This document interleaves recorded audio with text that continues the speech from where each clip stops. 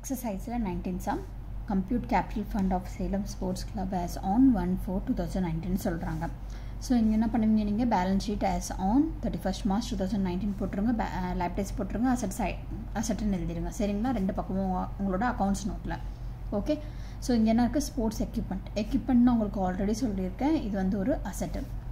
So asset சைடில் 30,000 எழுதிடுங்க. அதுக்கப்புறம் கம்ப்யூட்டரும் ஒரு asset 25,000. Subscription outstanding for current year இது. அப்போ இது 5,000 இங்கே வரும்.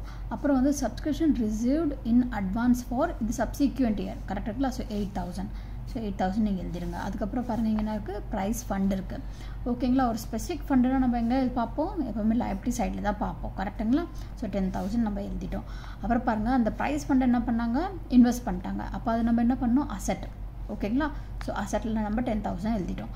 அப்புறம் கேஷ் இன் ஹேண்ட் 7,000. அதான் நம்ம இங்கே அசட் சைடில் பார்ப்போம். அண்ட் கேஷ் அட் பேங்க் அதுவும் நம்ம 21,000 அசட் சைடில் எழுதுவோம். ஓகேங்களா? ஸோ இது ஃபுல்லாக ஆட் பண்ணுங்கள். இந்த பக்கம் தான் ஜாஸ்தியாக இருக்கும் உங்களுக்கு அசட் சைடு. ஆட் பண்ணிங்கன்னா 98,000 வரும்.